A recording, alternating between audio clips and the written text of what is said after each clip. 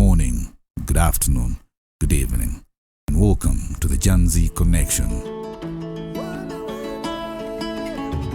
Hello, my name is Ssewa Ssewa, and welcome to the Janzi Connection podcast where we discuss music. And today, guess what? We have a very special musician, a friend, an artist, a percussionist who's going to tell us about his music career, how he has done it.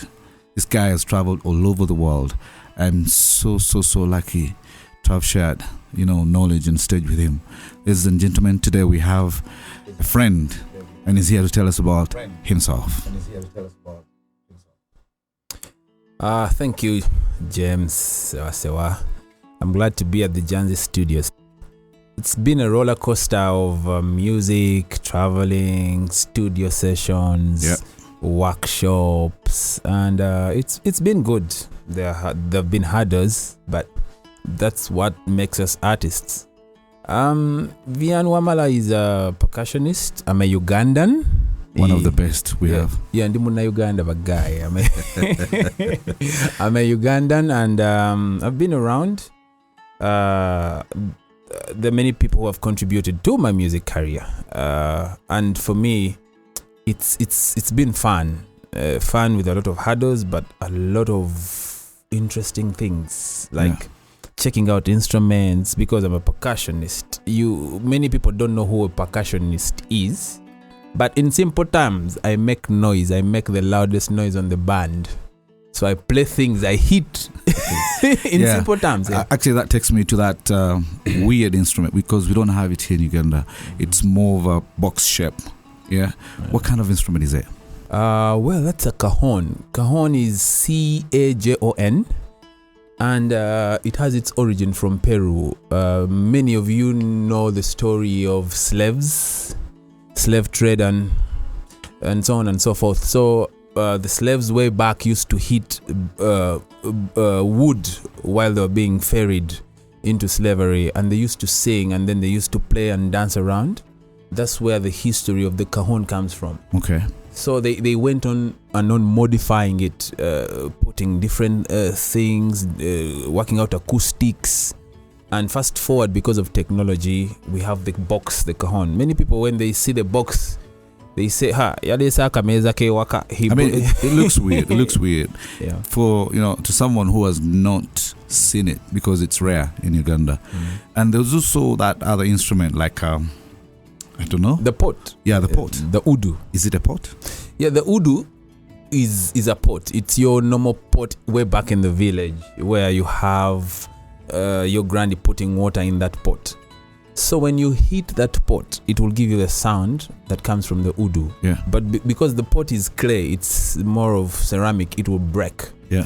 So musically on stage, you don't want to risk you're in the middle of a jam and you're playing and the thing. Yeah. Yeah. I mean, you're killing the vibe, as the saying goes nowadays.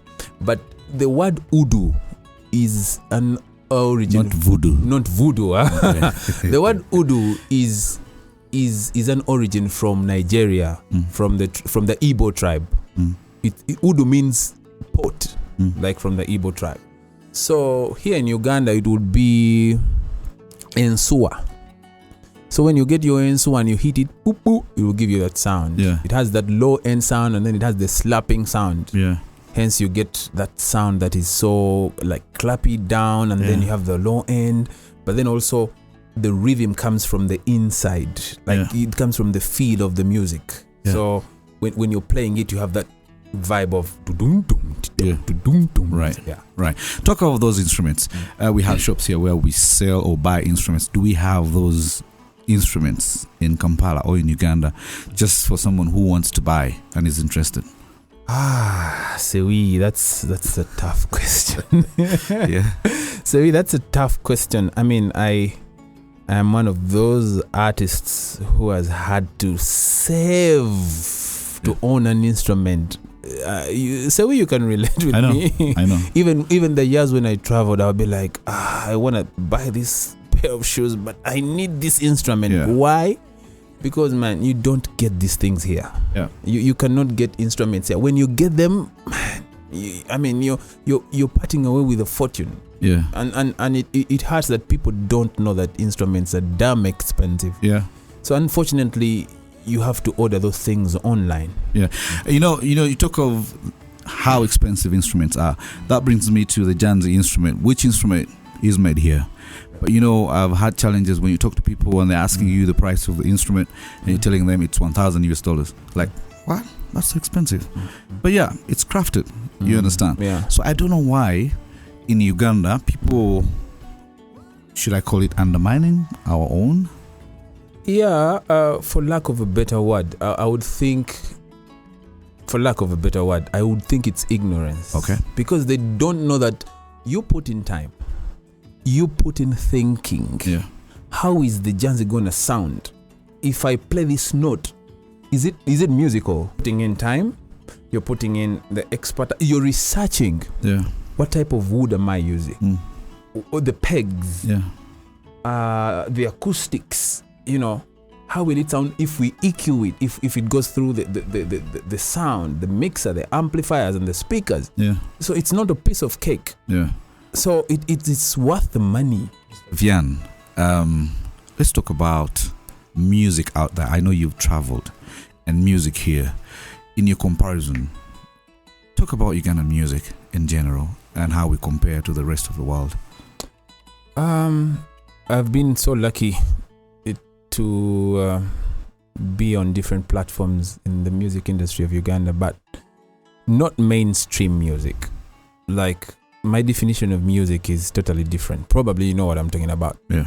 But I got to realize that there is a lot of talent, but limited chances of exposure. Like, you would find someone who is so good, you find a musician, they're so good at what they play nice chords, they sing so well, but lack of exposure, lack of music academies, lack of platforms, even lack of a band where to play. Yeah. And when you talk about comparison, I found out that people out there, outside countries, abroad, Europe, Canada, you find that there are music stores. For example, I want to learn how to play drums. I need a pair of drumsticks. Yeah. I'll just walk into a music store in Canada and I'll buy a pair of drums. As in, I'm talking about accessibility. Yeah. Of instruments. I mean, you mentioned about the mainstream. It looks like that's the only category we have here. That we're finding it hard to differentiate what kind of music some people do. And I think that's a problem, that we've seen so many musicians being converted into what people will like, as opposed to just playing music that comes from your heart, the music that you believe in. I mean, how do you find that? I find it to be a dilemma. And sorry to say it's a dilemma, because people do music for different reasons. Yeah. Because there's let me talk about a quick fix of I want to be on YouTube, I want to get many likes, I want to get a hit song. But there's a gentleman who advised me one time when I traveled. He said, if you release a track, let it go out there in people, let it sink in within the people. Don't fight your music. What do I mean? Fighting your music, you release a song because you're on pressure of the crowd. In 2 weeks we have another song. Yeah. So people are not even sinking into the song, they're not enjoying the song. Yeah. I'll give you an example of Namagembe Oliwa. Yeah. The song itself is older than is older than the video. Yeah. Most people even probably they have not watched the video of Namagembe. That song went through it had to cut across. It actually sounds new all the time. You listen to it, but then you listen to so much music that is new, the current music, and you can't listen to it for at least a month. Yeah, you understand, and that's a problem we need to address as Ugandans. Yeah. Now, Mr. Vian, I know we've played together with this beautiful instrument, Janzi. What's your experience? Playing the kaiwon, playing the udu on this beautiful instrument called the Janzi. Wow, it's amazing. I have played. God has been good to me. I have played with bands. I've had a chance to play with an orchestra in Europe. Yeah. Ethno Denmark, and I would say playing an instrument is the true definition of an artist, of a musician. Right. You know, because you're expressing, you're feeling, you're speaking. Because I mean, I may be sad, but then when just even looking at my facial expression when I'm playing an instrument, you would know that I'm telling a story. Yeah. So the sound of the Janzi is just so unique. Yeah. I mean, we're working on a project with Ssewa, and we've played some few tracks, and the music is different. Yeah. And it's not just an instrument. Yeah. This is an award, actually. We held the first JANZI Awards in 2021. Hopefully we can have more awards to come through. And, you know, we're talking about these special instruments, because JANZI is a special instrument, patented. You understand? The first instrument in Uganda to be patented. What advice would you give to, you know, our fellow musicians that play the same kind of music instruments? Even, you know, you go into tribes, we have so many instruments that have not crossed the world. What advice would you give as a person who has traveled? You've seen the kora, how it has crossed borders. How can we have the Janzi, the Adungu, the Akogo, and all these instruments cross to the world? One of the things that I feel that I'm not going to say government or artist or what. Let me phrase it like this. One of the things that we have not done, people need to come to an understanding that they need to learn. Yeah. And they need to learn, and also they need to unlearn. Yeah. The thing is, you need to know in Uganda, because we are looking at Ugandan music. Yeah. How do you want to push it? We need to know that the guitar was not made by a Ugandan. Yeah. You know, so I want to relate with the Janzi because it is a Ugandan instrument. Yeah. The Janzi is not going to sound like a guitar. Yeah. And how do I relate? Workshops. Buy the music. If we do a track and the Janzi is playing, buy the music. And we're not forcing people to buy the music, but you're relating with something that is from here, that is from home. Yeah. And I will also encourage musicians in Uganda, play something authentic. Like for the years I've traveled, I used to travel like with an orchestra of African drums, in Ngalabi. Yeah, I saw you. In Ngalabi, in Boot. But you see, the problem is, for me, I think we have special instruments that, you know, we need to take out there, introduce them. But the problem is, in Uganda, there is a mentality that when you walk around with an adungu, you're considered too local. When someone walks around with a guitar, you're cool. I don't know, how do we change that mentality? I think people, like what I said earlier, people need to get to understand that you can be big with an African instrument that you know. Right. Because however much you play, let me give you an example. I have played all sorts of drums. I mean, I can make music out of this. I can play this and I'll give you rhythm. Yeah. I have played the conventional drum kit, the full kit. But my friend, the drum kit is not. It was not made by a Ugandan. You know what I mean? So when we start loving our own, we will start promoting our own. Yeah. Let me give you an example of the talking drum that is common with West Africans. Go and look at Banner. Let me use an example of Banner Boy. His band will have that talking drum. It's like a signature. Yeah, it is a signature in their music. Yeah, it's like a signature in their music. Because I have done workshops. I have taught whites how to play the Nankasa. You know, the Ngalabi. When they come here, they don't want you to talk about the conventional drum kit. They don't want you to talk about the snare. They know it. Yeah. Because they know where it comes from. They know where it comes from. It's not yours. Yeah. In fact, most of the workshops I've done out there in Europe, Canada, like even when I traveled, that stage had African drums. Engome nganda. amadinda, because they need to know how does it sound. And the trick is these guys look at our instruments and they copy them and they modify them, and then you start buying them so expensively. Yeah. So we should start loving our own. I think it has to start with us in terms of trying to change what has been there. Not change, but change in terms of modifying what we have. You look at this instrument, Janzi. Whoever looks at it thinks this instrument is not actually made from Uganda. It is made from here, you understand? But because it is neat, someone thinks we manufactured it from somewhere else and then brought it in Uganda. So it starts with us. No one is going to come here and do anything for us. So, but anyway, to talk about the rare instruments, going back to the kayon and the udu, what's your experience with the audiences in Uganda when you play these rare instruments? I like that question. Man, the first time I played the box, the cajon, like when I went off stage, like even before going off stage, like guys were like, what is this guy? Is he fooling around? We are expecting a drum kit. Yeah. There was no drum kit.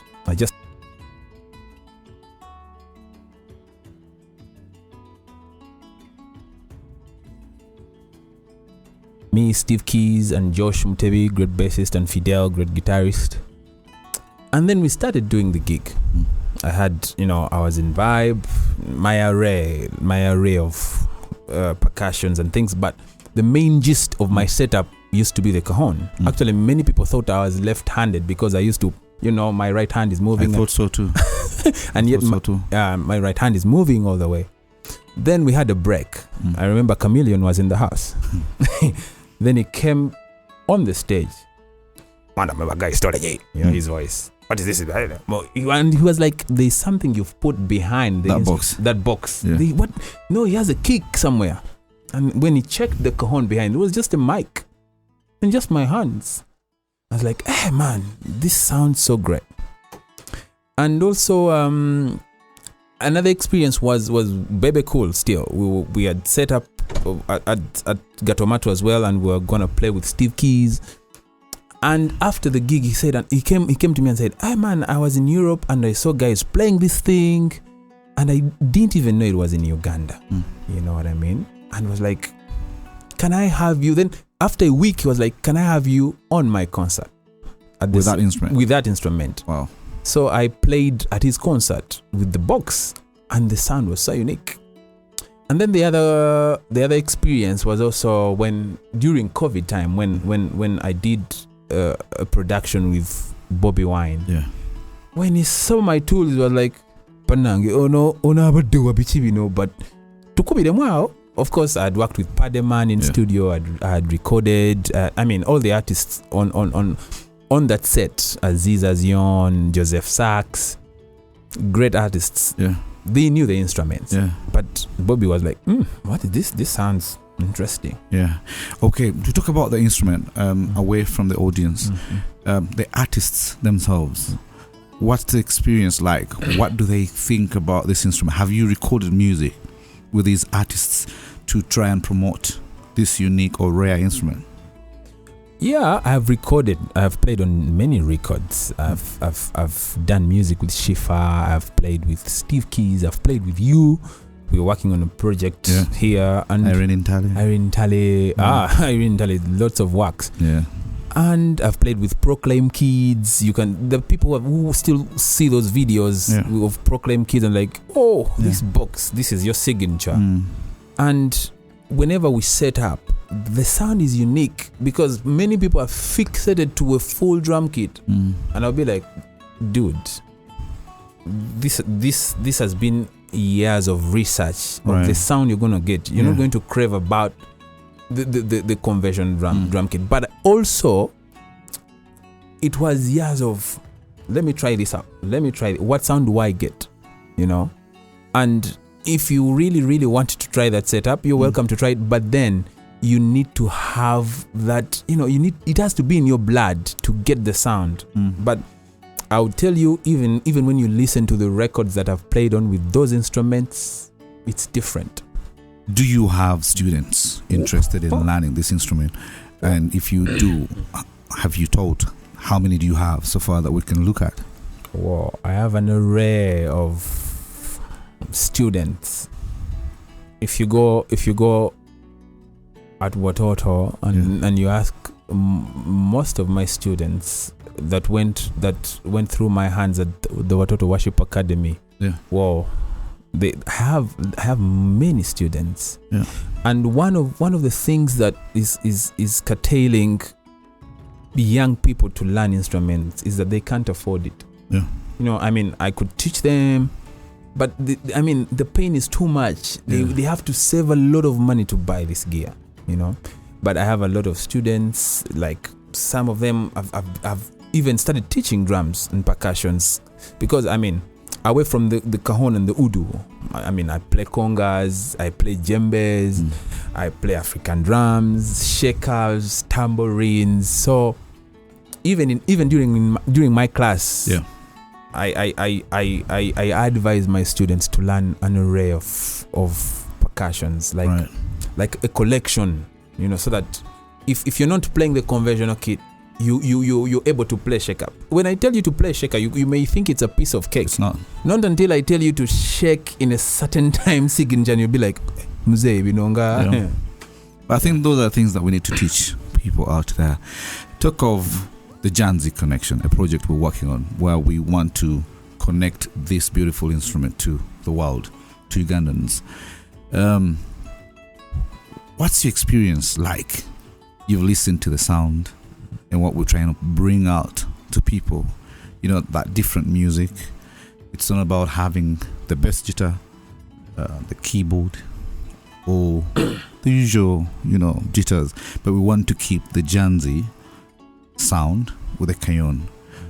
What do you imagine these artists will feel like if we try that with them? Well, number one, I mean, so we have worked with you for ages, but this particular time when we are working on let me call it a fusion of the cajon and the udu and this, the sound is so unique. Because let me give you an example of all the bands in this town. I when I tell you that we're going to watch a band, the first thing that comes into your mind, keys, drums, bass guitar, so on and so forth. Right. You're not going to find a band that has a singer, Janzi, and a percussionist. For me, that is giving me goosebumps. It's making my blood run fast. Adrenaline is, because I'm thinking this sound is new. It is fresh. Like even when we are working on this project, we come into the studio, we think of a song, we think of a track. We are playing from the inside. What are we feeling? Not that we're just creating things, but this is a new sound. And it's interesting. We don't have roles. So I come to studio. Hey, good morning. What are you working on? Let us set up. And then you play away. I play away. You know. But we've even played music that the audiences can relate with, like our latest cover. Different of Genuine. So I mean, we're playing music. We've come out to play music. But I'm trying to wonder. Imagine you've invited Chameleon here, and all we're gonna do is the cajon, the udu, the Janzi, and your voice. Let's go. I mean, it's unique. It's not something I have seen you do something of a sort. That's Iranian Tali on a hard guitar and then the cajon. But this time around, we have an instrument that some people don't think it matches all the credentials of a modern instrument, but it does. And people need to understand that. It does. Now we bring it out to show them that it can play this kind of role in the music. What do you think musicians are going to feel like?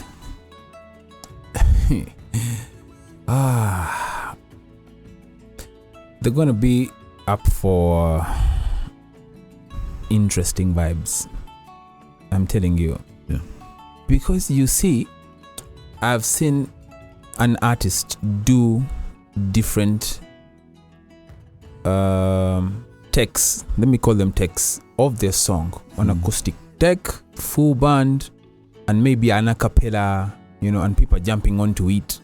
And some other person will also replicate. They'll do a TikTok video of the same song but different vibe and instrument.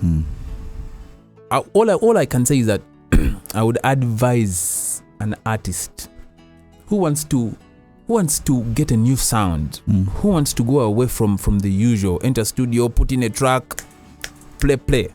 Here we're doing it live. We are giving you a fresh experience of this instrument and percussions. It's still music, my friend, but it's giving you a fresh aroma for your song. Just imagine if I am doing any favorite song of anyone out there, and I'm just playing the box or the udu, and you're playing this. This is a new sound. This is fresh.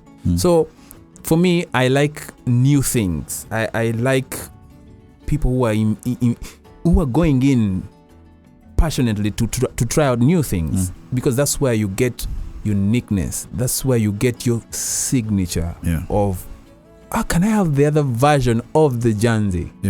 Of the Janzi and the box. Well, to talk about, the young ones out there that want to learn these rare instruments, what advice, where can they go and purchase these instruments? I mean, when you talk about the Janzi, you definitely have to look out for Ssewa Ssewa, because I'm the only one who makes the Janzi in the entire world, so you wouldn't find it anywhere else. So, like the Kayon, the Udu, where can they purchase the instruments? Number one, learning of the instruments. We are around. Janzi Studios is around. Our contacts are all over. You can't fail to get us. If you want to learn, one thing I can advise the young ones: music is a discipline. I got tough on that one. Sorry. You cannot learn an instrument if you don't have discipline. Right. Discipline. Did you do your homework? My students can relate. Actually, talk about discipline. Some people ask me, what does it take for me to learn a particular instrument? And people don't know. The first lesson as a musician is to own your own instrument. Yeah, brilliant. Yeah, you need to. You need to. Because after I've given you, classes, what do you practice on? Thank you. You go home. You understand? And people need to understand that. And they need to invest in good instruments. You understand? So that's why I asked the question: where can they find these professional instruments that you play? If you're so much interested in drums, percussions, I can order for you the instrument. Many people this is so interesting. Sewi, I've worked in church. I've played music in church. I mean, church has nurtured my musicality. You're a church boy. It has nurtured my musicality. But from my experiences, my million experiences, someone will ask you of an instrument. For example, I want to buy a guitar for my son. And then you will ask them, what standard? Because when these guys are manufacturing instruments, there is the high end, elementary level, or shtegira. So when you advise people, don't buy this, buy this, they will think maybe you're so expensive, and they will go buy a toy. Buy wrong stuff. Buy wrong stuff. They've spent a lot of money, and a month down the road, the instrument is gone. It's wasted. But if you invest in a good instrument, tell you what, I have had that cajon for 12 years. Right. I have not fixed a thing because it's a professional cajon. So if you want to buy an instrument, look out for professional people who play the instrument. You've had professional people. I'm telling you, look out for professional people. Like I have a djembe. I have a key tune djembe. I have had it for almost 15 years. Because it is legit and it's professional. So if you want the Janzi, you come to Janzi Studios. Actually, you can have this custom made. You can have it custom made. I'm in talks with one of my good engineers, and sooner or later we may be onto that road of making the cajon. Wow. That's nice, huh? Yeah, making the cajon. We need to start making our own stuff. Yeah, start, Yeah, because man, importing equipment in this town, it's very expensive. Whoa, like a pair of drumsticks. Yeah. Whoa, it's an arm and a leg. Yeah. Yeah, you're gonna spend a lot of money. Yeah. But also, and that actually discourages so many musicians to learn certain things. Yeah, because the other thing also, James, is how do you take care of the instrument? Like we're talking about these things, but it is sad. Like you go to perform somewhere, you bring your gear, and people will look at you when you're so protective of your gear, and they're like, "Bino bichi bino bidongo." You're showing off. Yeah, but my friend, if I tell you the amount of money that we spend just buying a professional pair of drumsticks will cost me $100K. Yeah. You know what I mean? So taking care of gear, actually that is also another session we'll do. I mean, you have to pay some consultation. We teach those things. How do you take care of drums? How do you take care of the Janzi? You know, there is a camp here of intelligent artists who give you the expertise. The expenses that you incur, like you just said, 100,000, that's a lot of money to buy just a pair of, drumsticks. Do you get the value in terms of payment when you're at a gig and you're done playing? Don't laugh. I'm serious about this, by the way. As a musician, I would love to know, do you get the actual valuation of how much you put in, and how much you get paid at a gig? That is a very interesting question, Ssewa. Because when you talk about what you put in and then the outcome, you may leave music. Because when you start comparing, many people think, and they still think, music is a piece of cake. Yeah. But when we go down to the nitty-gritties... No, actually, people think music is not a job. And someone asked me that, why would you describe that as a job? And I said, what do you mean by that? I earn.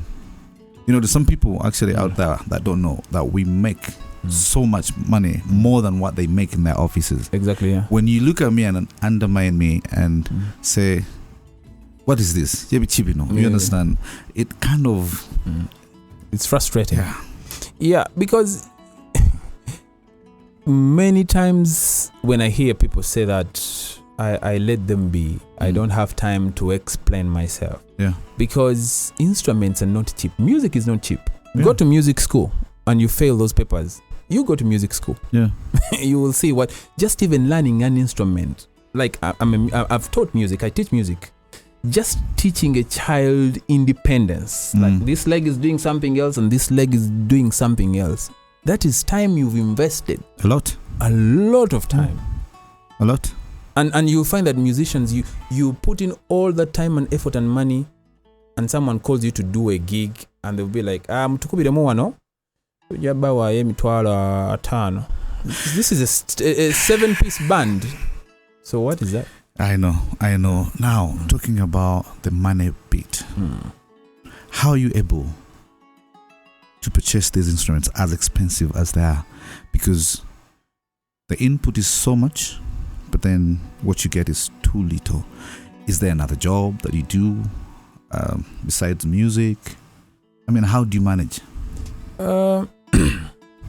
We realize that music is from the heart. Music is from the heart.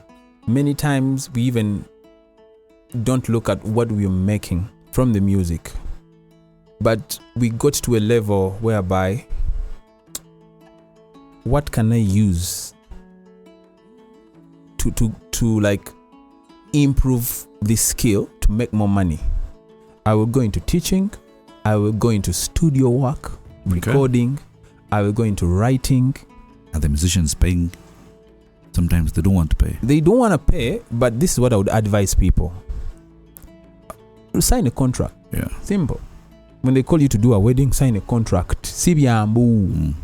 Sign a contract. We are playing from this time up to this time. Yeah. When you cancel, I will not refund the money. I will refund this percentage. Professionalism. Right. You know? I think that's the next step we need to take the music in Uganda too. Where people just say, wait, onokuba gig, woli wendi, and then tomorrow people fox you, and that's it. Exactly, yeah. And I think it's okay. Well, ladies and gentlemen, it was a wonderful, wonderful, time I had with Mr. Vian, one of the greatest percussionists we have.